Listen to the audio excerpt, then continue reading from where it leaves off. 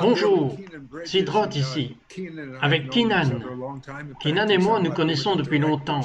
En fait, il fait partie de mon conseil d'administration.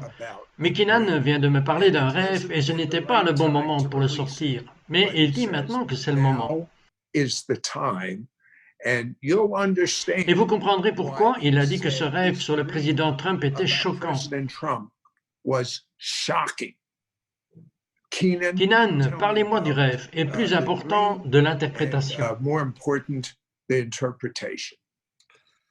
Eh bien, merci Sid. Le Seigneur m'a donné ce rêve prophétique il y a quelque temps à propos du président Donald Trump. Quand j'ai essayé pour la première fois de libérer le rêve, il est venu comme les principaux obstacles, même au travers des médias sociaux. Il n'a pas pu réellement être posté et gagner l'intérêt qu'il était censé avoir.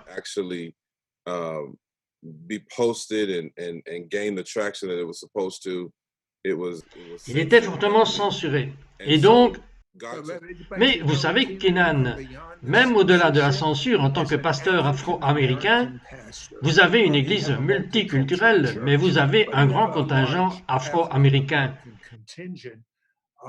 Quand il découvre ce rêve, je ne sais pas comment, je vais utiliser un mot hébreu, je ne sais pas comment vous avez eu le chutzpot pour le faire.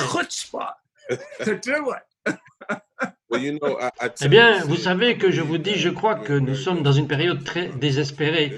Pour être honnête avec vous, c'est l'un des moments les plus critiques où l'Église a déjà été. Et quoi qu'il arrive, au cours des 3 à 6 prochains mois, cela déterminera la prochaine décennie de l'Église et l'avenir de l'Amérique.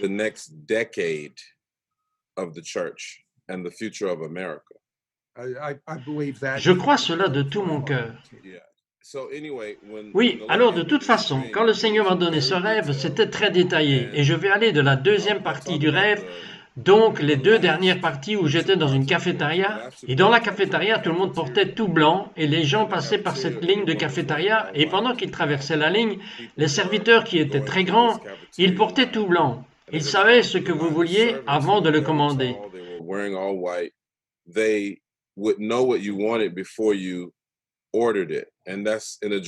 C'est dans un rêve que j'ai connu par discernement, en sachant vraiment par révélation qu'ils étaient des êtres angéliques.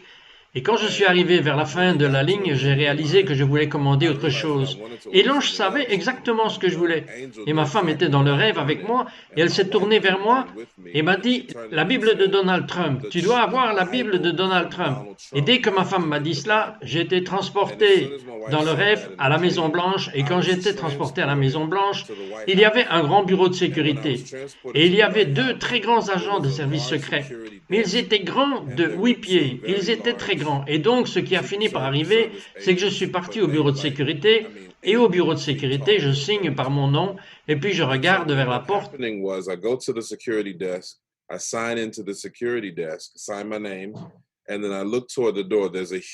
y a une porte immense. C'est une porte très haute, qui porte habituellement très étroite, et c'était gardé par un autre énorme agent des services secrets que je savais être un être angélique. Et donc j'ai regardé dans la caméra au-dessus de la porte et j'ai dit, Monsieur le Président, je ne peux pas attendre de vous rencontrer et de voir cette Bible. Alors quand je passe la porte, il y a un autre bureau de sécurité, et l'homme au bureau était quelqu'un que j'avais connu en grandissant, un homme nommé Victor. Il était l'agent de sécurité qui garde ce bureau. Et j'ai essayé de discuter avec lui, mais il ne l'avait pas. Le président verra que vous savez très sévère, et donc je suis allé au bas de ce couloir, et c'était dans le bureau ovale, c'était un autre bureau, cela ressemblait à un bureau privé pour le président. Il y avait de grandes étagères, il y avait une cheminée là-bas, et comme je faisais le tour, le président Trump se lève. Il mesure au moins 8 à 10 pieds. Il est extrêmement grand et très sévère. Il était très sévère et il me dit « Laissez-moi vous le montrer ». Et il m'amène à ce bureau rond, très beau bureau rond, avec un énorme livre ancien dessus. Les pages dorées et reliées en cuir, il était comme s'il avait des centaines, peut-être même des milliers d'années, et il tourne les pages, et il signe sa signature énorme en grosses lettres, et il me tend ce livre, et immédiatement 2 choses sont arrivées. Je suis sorti du rêve. And he hands me this book, and immediately, well, 2 things happened. I sort of came out of the dream. Mais même quand je sortais du rêve, le Seigneur a commencé à télécharger des choses quand j'ai touché le livre. Et Dieu a dit de moi, il a dit que je l'ai fait pour être un protecteur des anciennes fondations. Et littéralement, quand je suis sorti du rêve, j'ai eu un changement total de cœur, un changement total. Je n'ai jamais forcément détesté le président ou quelque chose comme ça, mais il y avait certaines choses qu'on dirait que ça me faisait grincer des dents parfois. Et quelque chose s'est passé après que j'ai eu ce rêve. Je viens d'avoir ce fardeau de prier comme jamais auparavant.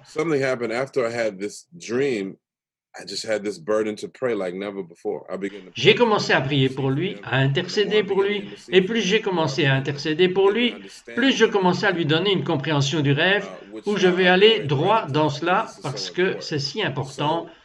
Alors les anges ont raison, ils sont des messagers célestes et des ministres de leurs serviteurs. Ok, ils sont envoyés aux ministres et il y a une foule d'anges sur la terre en ce moment qui ont été chargés des prochaines années de l'Amérique et pour protéger Dieu a mis en leadership, ce vont être les intendants de cette prochaine saison. Those God has put in leadership who are going to be the stewards of this next season.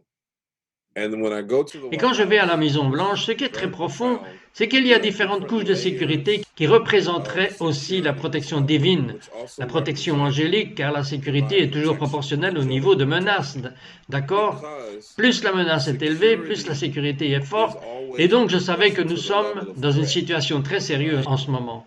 Il y a une énorme menace, non seulement une menace contre l'avenir de l'Amérique, mais je crois aussi dans le naturel une menace contre la vie du président. Serious time right now. There is a huge threat, not only a threat against the future of America, but I also believe in the natural, a threat against the life of the president. And I believe that. Et je crois que Dieu a libéré l'hôte angélique pour la protection, suivre l'Église, pour intercéder comme jamais auparavant, parce que ses serviteurs sont aussi des intercesseurs. Ce sont eux qui ont été envoyés pour intercéder pour lui. Et Dieu m'a parlé ici. Et il m'a dit qu'il a dit, je l'ai fait pour être un protecteur d'anciennes fondations. Et puis il a dit ce que je n'ai jamais mentionné ailleurs que dans cette interview. Il a dit, honore-le et je t'honorerai. Et il l'a amené à Isaïe 45. He said, honor him and I will honor you. And he took me to Isaiah 45. Excusez-moi, vous pensiez que c'était juste pour vous ou pour chaque croyant? Eh bien, je crois que c'est chaque croyant. Je pense que c'est vraiment très important. Donc, si à côté de ces anciennes fondations, la Bible parle de ne pas supprimer l'ancien point de repère, d'accord? Et les conséquences de la suppression de l'ancien point de repère étaient que l'ancien repère est pour la protection spirituelle.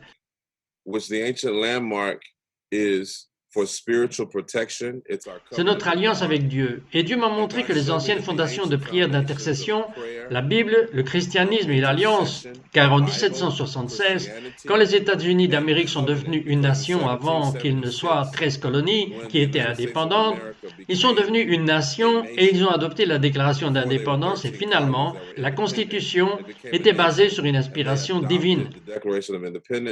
And eventually the Constitution. This was based upon a divine inspiration. C'était quelque chose de... Bien sûr, nous ne le mettons pas à égalité avec la Bible, mais c'était définitivement influencé par Dieu. Et c'était ce même document qui est devenu la base pendant le mouvement des droits civils pour la libération des Noirs en Amérique. Martin Luther King n'a pas utilisé autre chose que la Constitution. Il a invoqué la Constitution afin de libérer la communauté noire. Et donc, je pense que les gens doivent comprendre cela.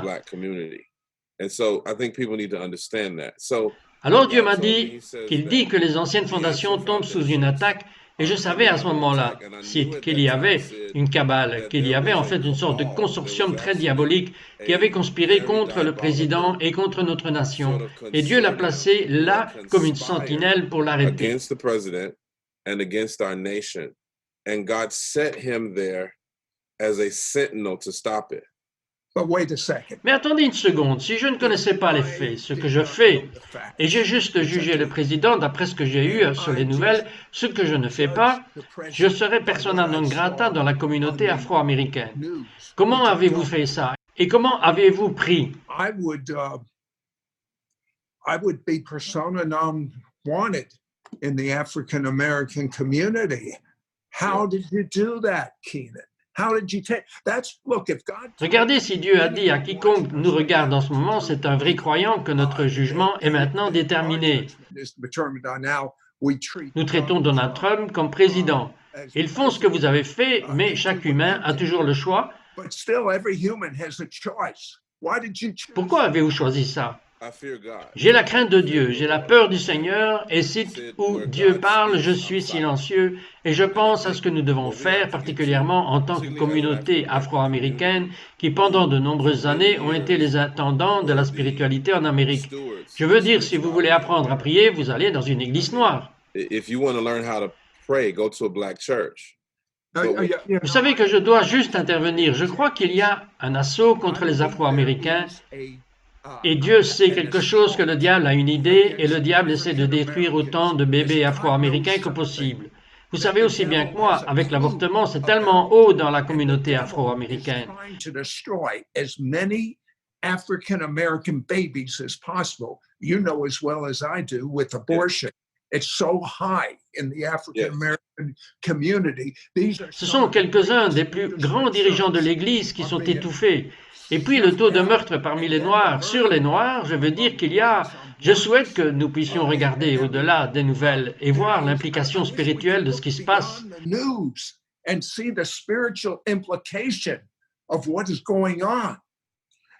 Et puis la nouvelle est une attaque, je crois, la nouvelle attaque contre la communauté afro-américaine, en sortant les choses de leur contexte et en les faisant penser qu'ils ont un président qui est contre la communauté noire.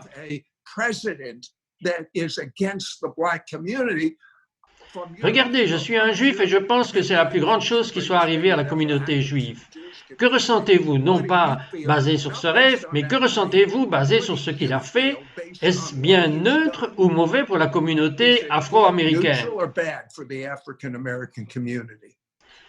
Eh bien, c'est vraiment bien, c'est vraiment bon site. Mais vous devez comprendre que nous avons un média grand public extrêmement manipulateur. Nous avons l'exploitation de la douleur et de l'émotion qui pousse les gens à ne pas considérer les faits. Vous savez, quand on regarde l'incarcération de masse qui a dévasté la communauté noire, 34% de la population carcérale sont des hommes noirs. Tout à fait, tout cela fait partie d'essayer d'arrêter les voix, mais la voix de Dieu venant de la communauté afro-américaine, pas la voix elle-même.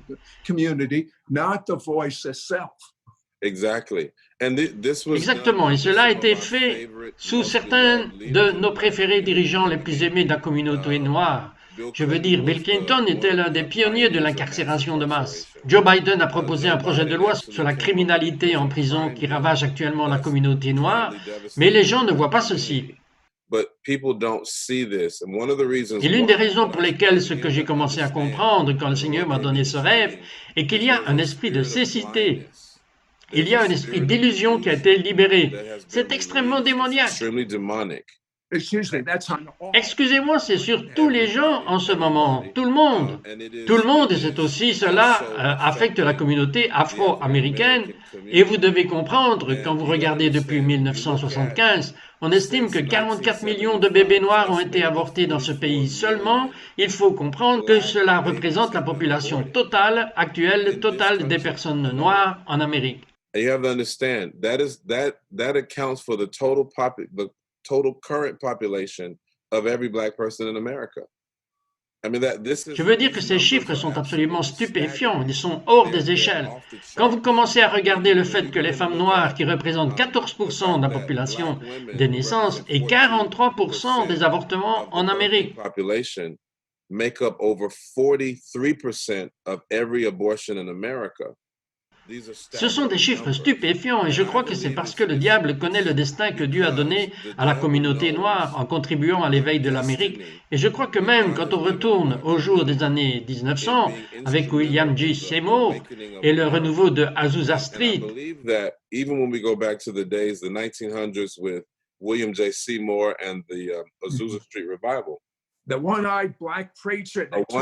un prédicateur noir borgne qui n'était ni lettré, mais était rempli de la puissance de Dieu.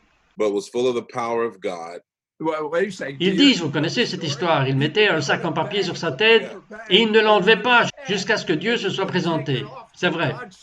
C'est notre héritage, c'est notre ascendance, criant à Dieu, appelant Dieu. Et moi, je crois que c'est une attaque sévère en ce moment. Crying out to God, calling on God. And I believe that this is under a severe amount of attack right now. J'ai reçu des menaces de mort, j'ai reçu des lettres de dirigeants noirs m'accusant d'être un vendu. Mais tout ce que j'ai dit est la vérité et je crois que nous avons vraiment besoin de prier. Je crois que nous devons prier pour que les écailles seront enlevées des yeux des gens, que les gens pourront voir clairement et reconnaîtront ce que Dieu dit en cette heure. That people will be able to see clearly and recognize what God is saying in this hour. Il y a deux autres choses dont les échelles spirituelles ont été supprimées, mais les gens doivent prier et les gens doivent se baser sur cette prière pour voter.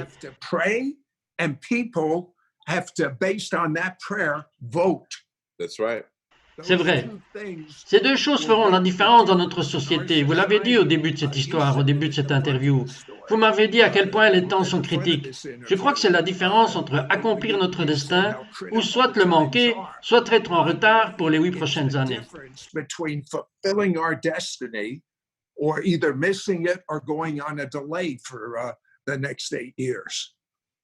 C'est vrai, et je veux répéter quelque chose que j'ai dit plus tôt. C'est si important de comprendre que les anciennes fondations d'Amérique sont attaquées d'une manière que nous ne pouvons même pas imaginer. Maintenant, laissez-moi vous donner un exemple de ce dont je parle.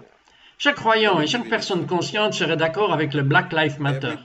Si je vous demandais maintenant si vous seriez d'accord avec le mouvement Black Lives Matter, vous seriez d'accord avec moi. If I said to you right now, Black Lives Matter, you would agree with me. I would agree with that statement. We would all agree. Nous serions tous d'accord. Tout vrai chrétien doit le faire autrement. Il serait s'examiner et voir s'ils sont exactement chrétiens. Vous savez que vous devriez examiner votre cœur. Il y a une différence distincte entre le nom Black Lives Matter, comme toutes les vies ont de la valeur et le mouvement et l'agenda associé avec Black Lives Matter ou BLM British. Brièvement, aidez-moi. Dites-moi ce que le vrai programme n'est pas réel, ce qu'ils disent de leur programme et pourquoi ce n'est peut-être pas bon pour l'Amérique.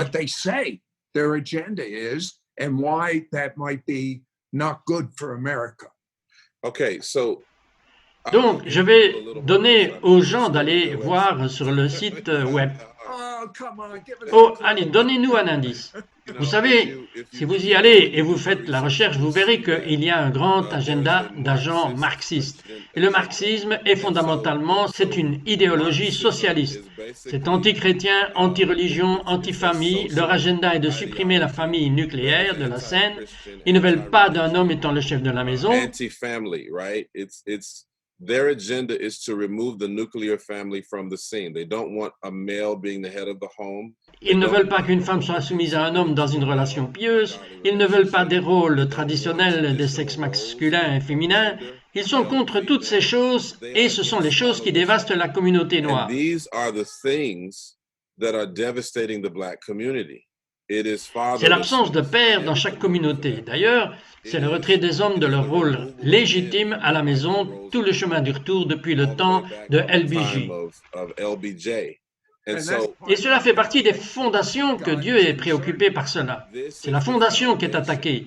Et Dieu, vous voyez, quand les gens parlent de Cyrus, Isaïe 45, il y a un certain nombre de choses là-dedans que nous devons regarder, mais l'un des rôles de toute figure, Cyrus, est politiquement de donner un répit à l'Église pour que l'Église puisse construire la maison de Dieu. Politically, is to give respite to the church so that the church can build the house of God.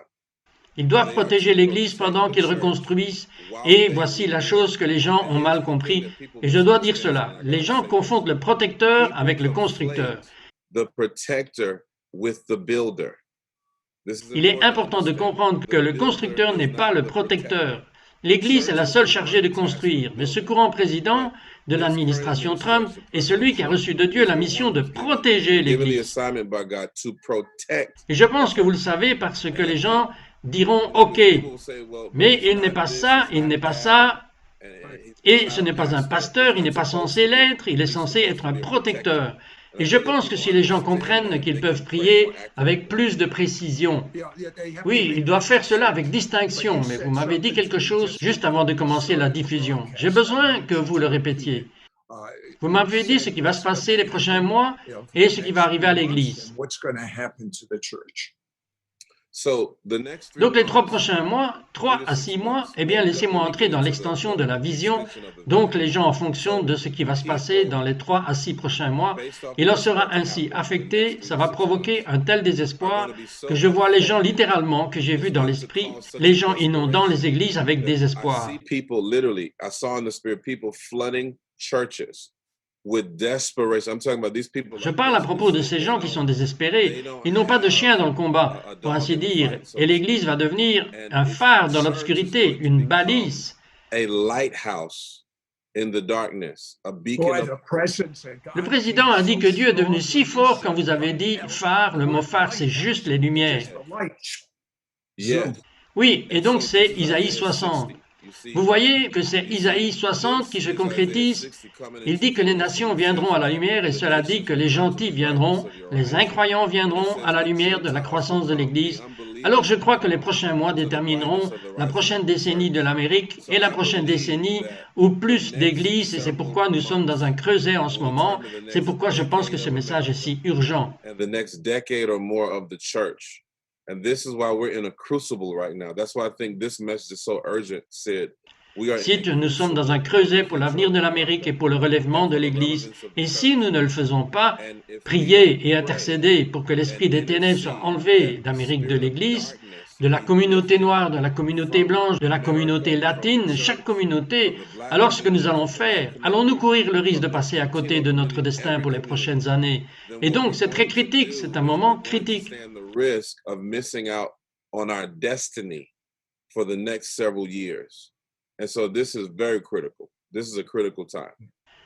savez, Keenan, ce matin, quand je priais, j'ai lu une écriture qui ressemble à la même personne que vous avez rêvé.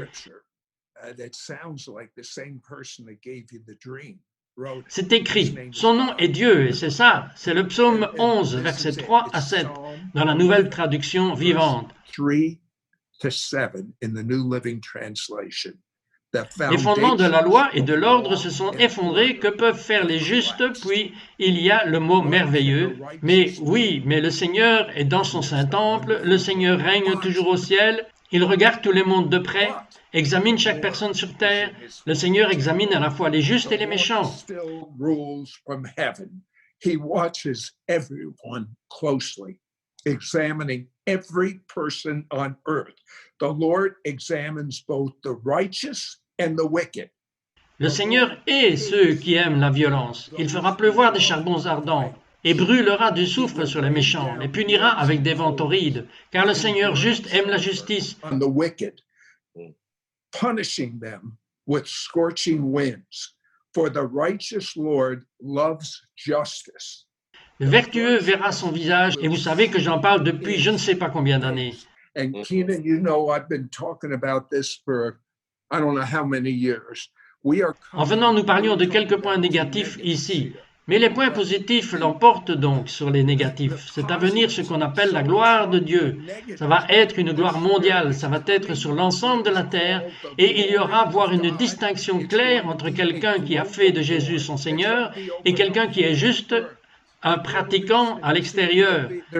Not a great clear distinction between someone that has made Jesus Lord and someone that's just a churchgoer on the outside. But when this glory Mais quand cette gloire viendra, Keenan, ce sera visible. C'est mon peuple juif. Vous étiez dans le temple, vous l'avez vu dans l'Ancien Testament, et la gloire était si forte que vous ne pouviez marcher, vous étiez à plat sur votre visage. That you could walk, you had to be flat on your face, the priest. Moïse avait cette gloire, il devait mettre un voile sur son visage. Mais nous allons marcher avec des visages dévoilés, et les gens verront la marque d'un chrétien qui sera la gloire tangible et visible de Dieu. Et il y a une autre chose que je veux dire. En tant que juif, je crois en Jésus qui ne savait rien au-delà de son nom, comme un mot maudit. Mes 30 premières années de vie sont venues à Dieu parce que la présence manifeste de Dieu est venue sur moi. J'ai découvert que c'est normal. Et ce que nous appelons la religion aujourd'hui n'est pas bibliquement normal. Et la façon dont vous devenez normal, c'est tellement simple. Vous avez besoin d'aide pour être confus lorsque vous devenez comme un petit enfant. Et c'est ce que vous faites. Vous priez pour une connaissance expérientielle de Dieu. Les rois n'ont pas la connaissance expérientielle. Pas sit-rot, mais que vous. Et la vérité est que Dieu ne fait exception de personne. Ce qu'il a fait pour Kinan, ce qu'il a fait pour moi, il veut le faire plus pour vous que vous ne le voulez. Si vous dites cette prière avec moi à haute voix, et si vous le dites à voix haute, Dieu va vous entendre et il va quitter le ciel dans votre vie et vous aurez besoin de quelque chose. Et je vous dirai que si vous n'avez pas besoin de quelque chose aujourd'hui, dans les 3 prochains mois, vous en aurez besoin, croyez-moi. Dites à haute voix, « Mon Dieu, je suis un pécheur. Je suis désolé. Je crois que le sang de Jésus lave mes péchés. Et je suis pur. Et maintenant, quand je suis propre, je te demande, Jésus, de vivre à l'intérieur de moi. Sois mon sauveur. Sois mon Seigneur.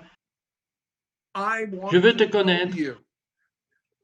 Je ne veux pas connaître juste à ton sujet. Je veux te connaître, aide-moi. Je veux savoir que tu veux être mon ami. Je veux savoir que tu m'as totalement accepté. Amen. Mais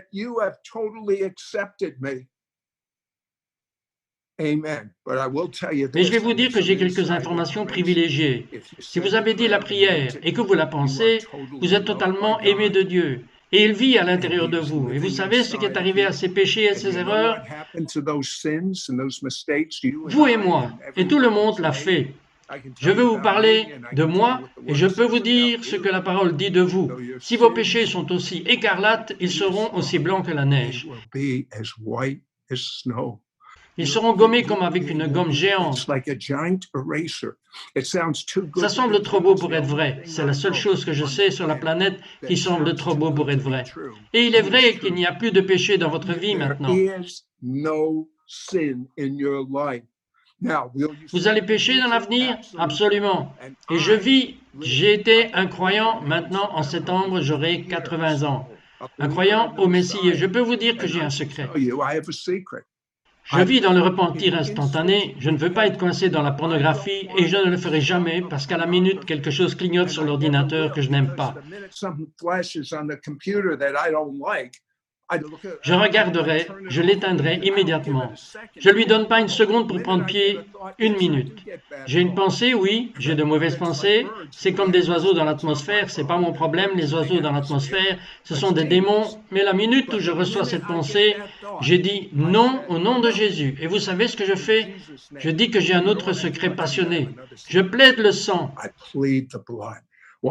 Kinan, je suis tellement excité que vous ayez partagé cette révélation. Je suis excité pour ceux qui regardent parce que votre vie, si vous dites cette prière, votre vie ne sera plus jamais la même.